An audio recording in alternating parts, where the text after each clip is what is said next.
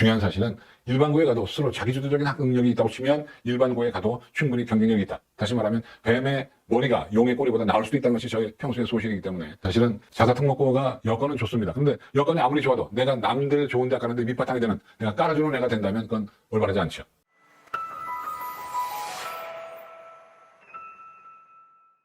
안녕하세요. 개편한 얘기를 많이 했기 때문에 새삼스럽게 또 한다는 것이 의미가 있을까 싶긴 하지만 그래도 오늘은 준비 강령, 그러니까 이만기가 볼 때 이렇게 대비하는 게 좋겠다고 하는 강령을 제가 말씀드리는데요. 사실 현행 대입의 기본을 우리가 한번 보겠습니다. 다 아시는 거지만 기본적으로 보면 수시가 6회, 정시가 3회 지원이잖아요. 그죠? 그 다음에 학생부 교과 종합이 그 논술 시기, 수능 시기가 있는데 또 보시면요. 여기 지금 빨간 해지가 내신 그랬는데 내신의 위력이 점점 커졌는데 더 커집니다. 이제 9등급에서 5등급으로 바뀌는 내신이 약화되는 것 같지만 실제로는 그렇지 않다고 제가 이따 설명을 드릴 거고요. 그래서 학생부 위주 교과 종합인데 이게 지금 우리가 골치 아픈 게 뭐냐면 제도가 바뀌게 되면 과연 교과 전형을 선발할 수 있을까? 이를테면 내신이 5등급 체제가 되면 어떻게 선발할까에 대한 고민이 있을 것 같고 또 서류가 간소화되기 때문에 학생부 종합 전형이 얼마나 정리될 것인가에 대한 얘기도 여러 가지가 지금 나와 있습니다. 근데 지금 이거 설명드린 건 다 아시는 거니까 최근에 교과의 흐름이 교과에다가 서류를 집어넣는 그러니까 학생부 교과가 정량평가인데 학생부 교과 정성평가로 바뀌는 양상이 지금 띄고 있고요. 그 다음에 올해 같은 경우도 학생부가 간소화되니까 대학들에서 학종을 뽑을 때 볼 게 없어가지고 성적밖에 볼 게 없다라는 얘기를 많이 하고 있고요. 그 다음에 논술은 지금 점점 축소가 되고 있는데 어떻게 보면 앞으로 또 확대될 가능성이 있는 것이 올해 이제 미래형 수능, 올해 초등학교 6학년 예비 초 6서부터 서술형 수능이 지금 논의되고 있기 때문에 그렇게 되면 논술이 강화될 것 같고요. 그 다음에 정시하고 다 여러분 아시는 거니까 통과합니다. 여기 이제 좀 보시면은 올해 예비 고1 애들, 이게 우리 예비 중3, 예비 중1, 2 쭉 나오는데 큰 변화가요. 올해 예비 고1은 올해 고1에 들어가는 애들이잖아요. 그죠? 그런데 얘들은 학점적인 예비 시행되고 대입시도 변화가 없고 내신 평가도 변화가 없습니다. 2015 교육과정입니다. 선택형 교육과정이고요. 그 다음에 올해 들어가는 올해 중3들은 예비 중3인 경우는 학점제가 본격 시행되고 지역인재 전형 자격이 6년 후 강화됩니다. 그러니까 이제 이미 갔어야 되는 거죠. 그러니까 올해 중2 애들, 중3 애들, 서울에 사는 애들은 이게 해당이 안 됩니다. 그 다음에 내신 평가 방식이 변화하죠. 9등급에서 5등급으로 변화가 되고 그 다음에 고교 체제가 일부 개편돼서 자사고, 외고, 국제고를 없애려고 했다가 그대로 남겨두는 그 다음에 외고와 국제고를 하나로 합치는 일이 지금 벌어지고 있고요. 그 다음에 고교 지역인재 및 사회통합 의무 선발. 그러니까 올해 예비 중3서부터는 전국형 자사고는 지역인재를 20% 뽑아야 되기 때문에 서울 애들에게는 또 약간 불리해지는 면이 없지 않아 있고요. 그런 내용들입니다. 그 다음에 얘들은 2022 교육과정이 진행되고 있고 그 다음에 올해 예비 중2와 예비 중1은 큰 변화가 없고 예비 초 6은 서술형 수능으로 바뀔 수 있는 그런 양상을 지금 띄고 있습니다. 그래서 이런 학년도의 변화 여러분 좀 생각을 해주시고요. 개편한 주요 내용으로 가보겠습니다. 개편하는요. 요게 왼쪽에 있는 건 올해 고1로 예비 고1 애들이고 이건 이제 예비 중3인데요. 선택 과목 제도가 없어지는 거죠. 선택 과목 제도가 없어집니다. 그래서 국어, 수학, 영어 공통으로 갈까 한국 수학 공통입니다. 그 다음에 사회과학도 17개 중에 2개 고르다가 그게 없어지고 공통사회 공통과목으로 바뀌는. 근데 이게 이제 어떻게 보면 좀 어려움이 생기죠. 왜냐하면 통합사회 통합과학은 범위가 좀 넓어지는 양상도 있지만 좀 추상적이기 때문에 어떻게 나올까 굉장히 궁금한 양상이 있고 그 다음에 제1부 한문은 현재와 똑같습니다. 선택 과목 제도로 나오는 거니까 현재와 똑같고요. 그래서 큰 변화는 공통과목 위로 바뀌고 있다는 것이 큰 변화다라고 생각이 되고요. 그 외에 영역평가 방식 이건 원점수 안 주고 100분이 표점 등급 주는 거 똑같고 그 다음에 EBS 연계 50% 똑같습니다. 그 다음에 요게 제일 중요한 겁니다. 사회과학을 전부 다 공통으로 응시하지만 중요한 사실은 성적은 따라준다. 공통으로 응시하지만 성적은 따라준다는 얘기입니다. 그래서 아마 이과는 과학에 문과는 사회 쪽에 조금 가산점을 줄 가능성도 있고요. 그 다음에 통합사회 통합과학은 어떻게 내냐 융합형 문제로 낸다고 되어 있습니다. 융합형으로 내면 문제는 어려울 수밖에 없는 양상을 지금 띄고 있죠. 그러니까 범위는 작고 융합형이니까 문제를 꿀 수밖에 없는 양상이 지금 띄어져서 아마 통합사회 통합과학은 좀 어렵지 않을까라고 생각하고 있고요.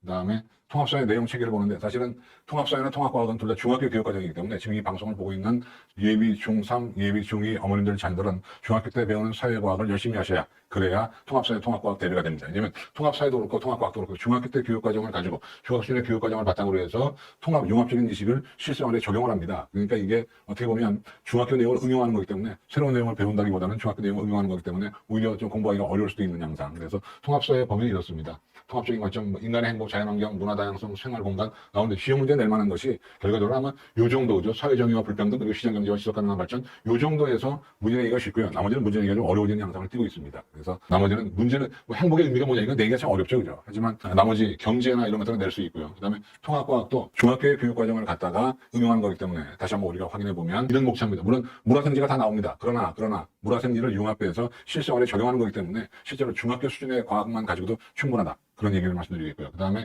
이 노란 거는 예비 고1도 통합과학 과목이 있습니다. 그런데 요 노란 파트는 예비 고1 통합과학에는 없고요. 예비 중3 통합과학에만 있습니다. 이건 새롭게 들어간 파트니까 참고하시고요. 이거 감염병과 병원차는 그 코로나 때문에 그럴 수도 있으니까 참고하시고요. 그래서 이것이 이제 우리가 지금까지 대충 봐왔던 2028 대입 개편하는 내용이고요. 그 다음에 우리가 매력적으로 보는 것은 내신 제도의 변화입니다. 내신 제도가 이렇게 변하는데 사회과학 융합 선택 과목, 그러니까 선택 과목이 일반 선택이 있고 진로 선택이 있고 융합 선택이 있는데 융합 선택 과목 가운데 사회하고 과학은 절대평가만 가져갑니다. 그러니까 과거에는 전과목 절대평가 앤드 상대평가였었는데 근데 이번에 국가교육원의 지시에 의해서 사회과학의 융합선택 과목들은 상대평가 없이 절대평가만 준다는 얘기니까 내신이 조금은 더 완화가 되는 양상을 지금 띄고 있고요. 그 다음에 전문교과는 역시 5등급으로 준다는 거 나와 있고 그 다음에 우리가 또 볼 것은 내신이나 수능의 등급을 우리가 한번 보시면 수능 등급은 9등급 그대로 가집니다. 그대로 가는데 내신 등급은 2028은 예비 중3, 2027은 예비 고1입니다. 그런데 여기 좀 나오는 것처럼 예비 고1 2등급이 예비 중3은 1등급 정도밖에 되지 않는다. 그래서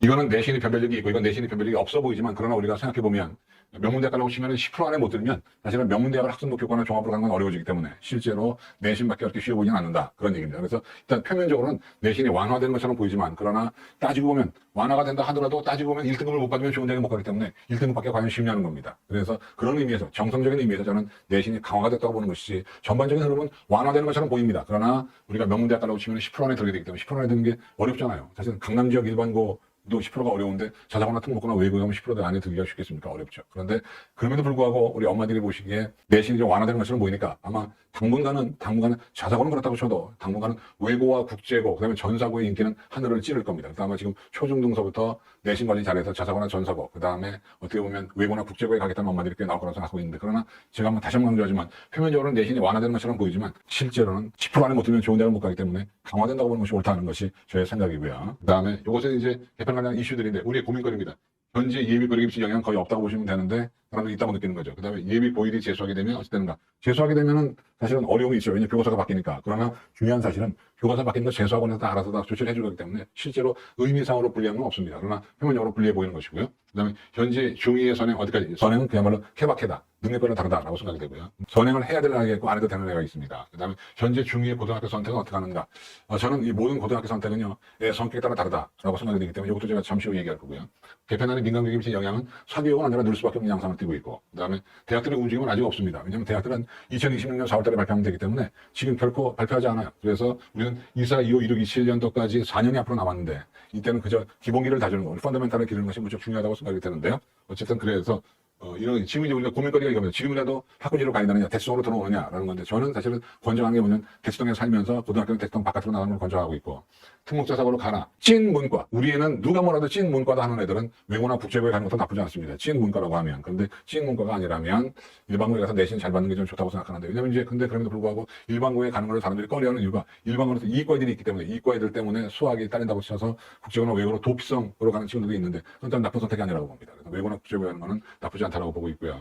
그다음에 문과 문이과 교차 지원은 어떤 이건 사실 그 당시 2028이 되면 교차 지원의 의미가 없어지는 것이 어떻게 문이과 구별이 없어지니까요. 공통 과목이니까. 그다음에 공통수능의 변별력은 어려울 가능성이 높습니다. 왜냐하면 범위는 작아지고 변별은 해야 되기 때문에 평가원은 어렵게 될 수밖에 없고요. 그 다음에 수학은 과연 어려워진가? 그렇습니다. 수학 범위가 지금은 문과와 수학 범위가 나눠져 있습니다. 그러나 따지고 보면 앞으로는 문과 시험 범위를 가지고 문이과가 동시에 시험 보기 때문에 평가원은 수학 문제를 어렵게 내야 되겠다는 의미를 가지고 있을 거예요. 그래서 수학은 어려워질 것 같고요. 그 다음에 학습량은 늘어나는가 줄어나는가? 학습 양 자체는 줄어들어요. 그러나 학습에 대한 부담감은 여전할 거다라고 생각이 들고요. 그 다음에 요거 두 개는 지금 당장 우리에게 당면 과제인데 무전공입 박제도가 확대가 됩니다. 아마 지금 예비 고1이나 예비 중3이 대학을 들어갈 때는 무전공입 박제도가 더 확대가 될 겁니다. 근데 무전공입 박제도는 뭐냐면 전공 없이 들어가서 대학을 다니다가 전공을 고르는 건데요. 이게 어떻게 보면 서울대 자유전공학부 같은 데 이거 대표적인 예인데 이거가 되면 어떤 문제가 생기냐면 학생부 종합전형을 어떻게 뽑을 건가가 문제가 됩니다. 지금은 전공 적합성이 있어가지고 그 전공을 들어가는데 이렇게 무전공으로 애들을 뽑아버리면 학종을 어떻게 뽑을 것인가가 아마 대학들은 큰 고민거리라고 생각이 되고요. 그래서 이게 이제 대학들이 2028 대입제에 대한 고민거리입니다. 뭐냐면 첫째,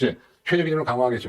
내신이 변별력이 떨어진다고 생각하고 공통성이 변별력이 떨어진다고 생각하면 수시 모집에서 최저 기준을 강화할 겁니다. 그래서 이건 도시들이 유리하고 시골들이 불리해집니다. 두 번째, 정시 모집에서도 서울대학이나 고려대학처럼 내신을 반영하는 대학들이 꽤 나올 겁니다. 왜냐하면 수능에 변별력이 없다고 치고 내신을 집어넣어줘야 되니까요. 그 다음에 수시와 정시와 대학별고사 추가. 그러니까 애들을 올바르게 선발하기 위해서 논술과 면접을 개입시키는 대학들이 늘어날 것 같다. 그런 얘기고요. 그 다음에 기존 면접 시험을 네 꿈은 무엇이냐? 라고는 기본 수학 면접을 물어보다가 앞으로는 어떻게 보면 지시문 활용, 수학이나 과학 문제를 풀게 하는 일이 벌어질 수 있다. 그런 얘기고. 그 다음에 학습 위주 전형에서 정성평가. 그러니까 교과 전형에다가 정성평가를 집어넣어서 서류 전형도 할 수 있다. 그런 얘기고요. 그 다음에 마지막으로 이게 제일 중요한데 수시 모집에서 모집 단위별로 꼭 배워야 할 과목. 예를 들면 의과대학 같은 경우는 생명과학 2, 생명과학 1 뭐 이런 거를 꼭 들으라고 하는 전공 연계 교과목에 대한 강조를 할 가능성이 높다. 그런 얘기입니다. 그래서 이런 이런 것들에 대한 대비를 우리가 고민해 보면 결과적으로는 교과 학습 능력이 뛰어나야 되겠다. 공부를 잘해야 되겠다. 그런 얘기입니다. 참고하시고요. 그 다음에 개편 시간에 따른 준비 강령. 제가 여러분에게 어떻게 하라라고 제가 얘기를 합니다. 그러니까 어떻게 보면 그냥 제가 시킨 대로 하시는 게 제일 편합니다. 그렇죠? 그래서 저는 인생의 선배이기도 하고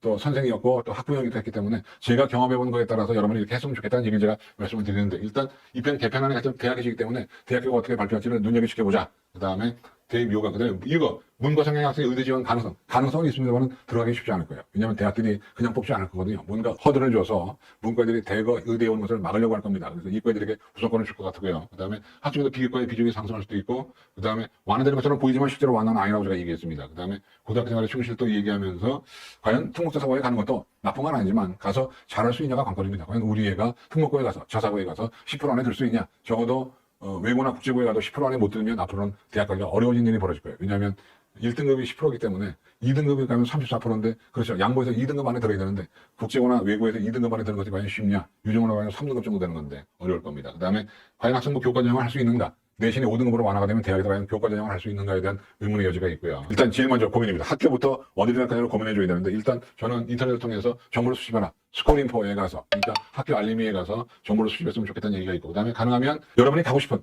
여러분이 보내고 싶은 그런 고등학교를 한번 가서 학교를 방문해서 교장을 만들든 교부장을 만나서 한번 설명을 들어보시라 부탁드리겠고요. 그 다음에 가장 관심을 가져야 할 것은 그 학교의 교육과정입니다. 교육과정이 얼마나 잘 짜여있는지 고교 학점제에 따라서 다양한 교육과정으로서 다양한 과목이 설명되어 있는지를 여러분 살펴주기 바랍니다. 그 다음에 대입신학생 시스템이 어떻게 되어 있는지 그 다음에 우리 집에서 가까운 거 뭔가 너무 멀어도 올바르지 않아요. 가까운 게 좋습니다. 가능하면. 그 다음에 또 볼 내용은 이겁니다. 그러면 우리가 일반고에 가냐 자사고에 가냐 특목고에 가냐라고 하는 건데 제가 한번 정리해보는 것은 이게 일반고의 특징이고요. 이게 자사특목고의 특징입니다. 일반고가 유리한 건 교과 성적이 일반고가 유리하고 자사특목고가 불리한 건 교과 성적이 불리한 거. 그러니까 어떻게 보면 교과 성적 하나가 음이냐 양이냐에 따라서 자사고와 일반고가 갈립니다. 그러나 중요한 사실은 일반고에 가도 스스로 자기주도적인 학 능력이 있다고 치면 일반고에 가도 충분히 경쟁력이 있다. 다시 말하면 뱀의 머리가 용의 꼬리보다 나을 수도 있다는 것이 저의 평소의 소실이기 때문에 어쨌든 이게 일반고의 특징, 이게 자사특목고의 특징인데 사실은 자사특목고가 여건은 좋습니다. 그런데 여건이 아무리 좋아도 내가 남들 좋은 대학 가는데 밑바탕이 되는 내가 깔아주는 애가 된다면 그건 올바르지 않죠. 그죠? 모든 것은 세상의 중심은 나거든요. 세상 중심은 나예요. 그렇기 때문에 아무리 학교가 좋아도 내가 그 학교에 가서 성적이 안 나오면 그건 꽝인 것이죠. 자사고나 특목고라고 하는 것이 학교 효과냐 선발 효과냐 저는 선발 효과라고 봅니다. 하나고나 용인외고나 성산고나 이런 고등학교가 잘 가르친다기보다는 저는 그런 학교에서 우수한 애들이 갔기 때문에 좋은 대학 간다고 생각하는 겁니다. 강남에 서울대학을 많이 가는 것이 아니라 강남 지역으로 서울대학 갈 애들이 오기 때문에 강남 지역에 서울대학을 많이 가는 것이지 특별히 강남 지역이 잘 가르친다 보진 않아요. 그래서 저는 중요한 사실은 일반고에 가도 충분히 어필할 수 있다는 말씀을 드리겠고요. 그 다음에 이거는 이제 하드 특목자사고가 좋다 그러니까 뭐가 좋은지 한번 낱낱이 한번 분석을 해보는 겁니다. 도대체 특목고 자사고가 뭐가 좋은지를 한번 분석해보면 일단 교육과정의 자율성 때문에 비교과의 준비가 쉽다는 것이고 진로과정 프로그램이 잘 돼 있고 심화보충 수업이 잘 돼 있고 대학들을 많이 보내는데 무엇보다 중요한 사실은 우수한 학생들 사이에 친구관계 우수한 또래 집단의 학습 능력이 매우 뛰어나기 때문에 협동학습이 가능하고 경쟁이 가능하다는 얘기가 중요한 내용이고요.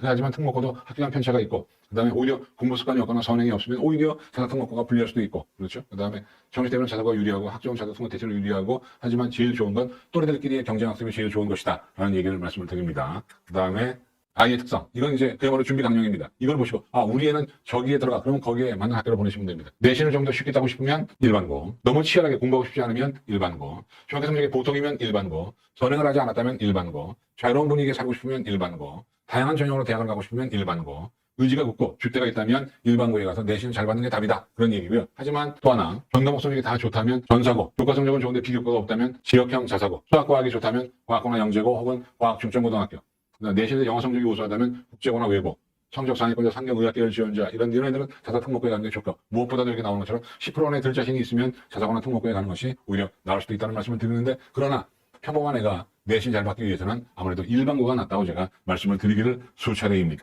근데 우리가 이런 거잖아요. 거기 학점제가 되면 자사고나 특목고가 다 좋을 거라고 생각하잖아요. 근데 이게 사각사라는 단체에서 조사한 내용을 보면 자사고나 특목고도 오히려 일반고보다 과목이 좀 적은 애들이 꽤 있다는 겁니다. 그렇기 때문에 자사고나 특목고라고 무조건 학점제에 유리한 건 아니고요. 일반고가 오히려 나을 수도 있다는 얘기를 사각사에서 조사한 게 있습니다. 여기 지금 나와 있습니다만 자사고 37개, 일반고 35개를 조사했더니 오히려 자사고가 일반고보다 못한 학교가 꽤 있더라.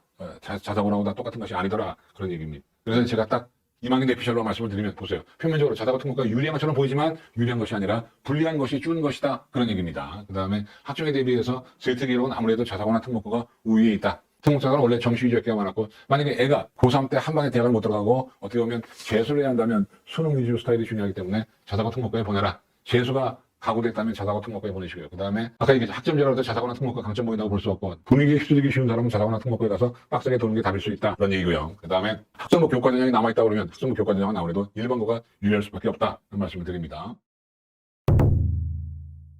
중학교 때 공부를 못하는 애는 근본적으로 왜 그러냐면 없어요.